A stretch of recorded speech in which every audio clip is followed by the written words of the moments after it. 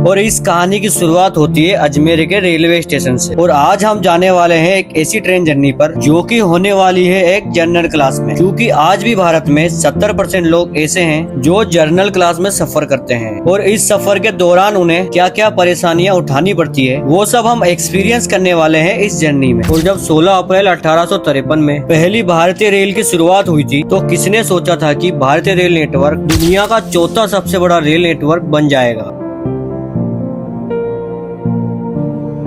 और भारतीय rail network बड़ा होने के साथ साथ काफी सस्ता भी पड़ता है, क्योंकि आज हम अजमेर से बरोड़ा 623 किलोमीटर जा रहे हैं मात्र 200 रुपए में। और आज की हमारी ट्रेन का नाम है अजमेर पुरी एक्सप्रेस, जो चलती है अजमेर से पुरी के लिए शाम को 7:10 पर। और हमको तो सिर्फ बरोड़ा जाना है, तो ये हमें बरोड़ा छोड़ देगी सुबह 5 बजे। और इस ट्रेन की सबसे अच्छी बात ये लगी कि ये अजमेर से ही खुलती है, तो इसमें हमें काफी अच्छी जगह मिल जाती है, जो कि हमने बिल्कुल भी एक्सपेक्ट नहीं किया था।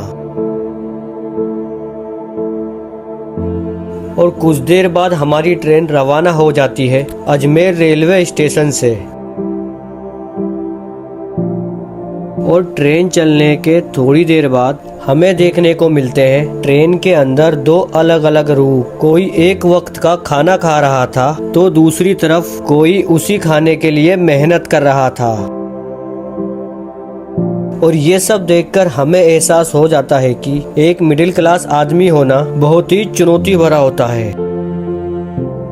और फिर हम निकल जाते हैं ये देखने की दूसरे कंपार्टमेंट में कितनी भीड़ है।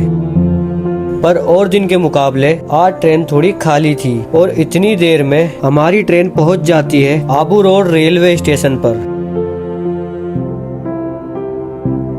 और जब तक हमारी ट्रेन का सिग्नल लाल हो रखा था तब हम बाहर प्लेटफार्म पर आ जाते हैं।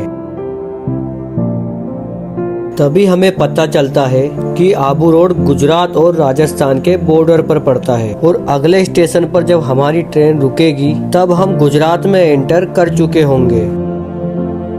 और आबू रोड की हमें एक इंटरेस्टिंग चीज और पता लगी, वो थी आबू रोड की फेमस रबड़ी, जो कि खाने में बहुत ही लाजवाब थी। और ये रबड़ी इस जगह को और भी ज्यादा फेमस बना देती है। और इतनी देर में हमारी ट्रेन का सिग्नल ग्रीन हो जाता है और अभी लगभग रात की 12 बज रही है। और अभी हमारी जर्नी 5 घंटे की और बची है। फिर हमारी ट्रेन आबू रोड के स्टेशन को छोड़कर निकल जाती है अपने आगे के सफर के लिए।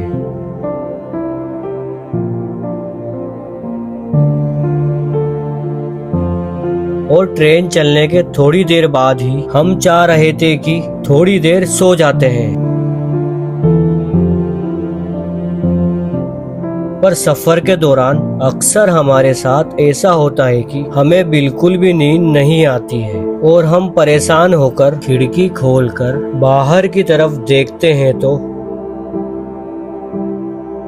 हमें ऊंची ऊंची बिल्डिंग दिखाई देती है, और जिनको देखकर लग रहा था कि कोई बड़ा स्टेशन आने वाला है। और इतनी देर में आ जाता है अहमदाबाद का साबरमती स्टेशन। और इस समय स्टेशन पूरा खाली पड़ा हुआ था।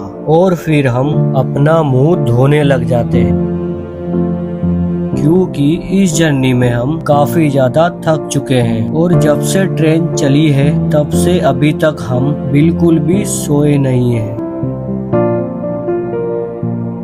और इसीलिए हमें भूख भी लगने लग जाती है। तभी हम ट्रेन से उतरकर बाहर प्लेटफार्म पर आ जाते हैं। पर यहाँ काफी ढूंढने पर भी हमें कोई स्टॉल नहीं मिलती है, क्योंकि हमारा जो डिब्बा है आगे की तरफ इंजन के पास है। इसीलिए हम वापस ट्रेन में चढ़ जाते हैं। पर इस बार हम दूसरे कंपार्टमेंट में चढ़े थे और वहाँ हमको देखने को मिलता है कुछ इस तरीके का दृश्य। जैसा कि हमने वीडियो की शुरुआत में बताया था कि एक आम आदमी को जनरल क्लास के डिब्बे में सफर करते हुए क्या क्या परेशानियां उठानी पड़ती है, वो इस दृश्य में साफ नजर आ रहा था।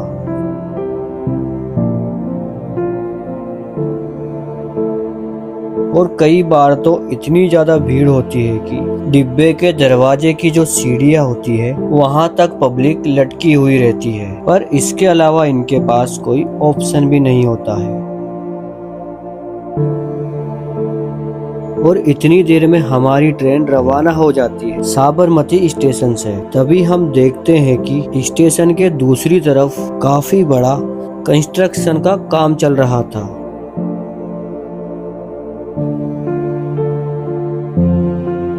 और स्टेशन को पार करती हुई हमारी ट्रेन पहुंच जाती है इस खूबसूरत से नदी के ब्रिज पर। और इस नदी का नाम है साबरमती नदी। और यह नदी अहमदाबाद की जीवन रेखा भी रही है।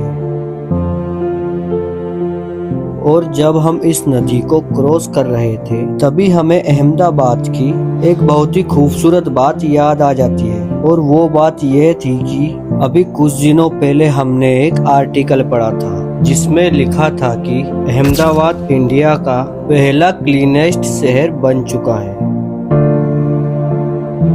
और हमारे साथ के जितने भी को पैसेंजर थे वो सब आराम से सो रहे थे, बस एक हम ही थे जिसे नींद नहीं आ रही थी। और लगभग सुबह के 5 बजे फाइनली हम लोग पहुंच जाते हैं वडोदरा जंक्शन पर। और इस 10 घंटे की जर्नी में हमें काफी सारा एक्सपीरियंस सीखने को मिला। और हमारी आज की जर्नी यहीं खत्म होती है।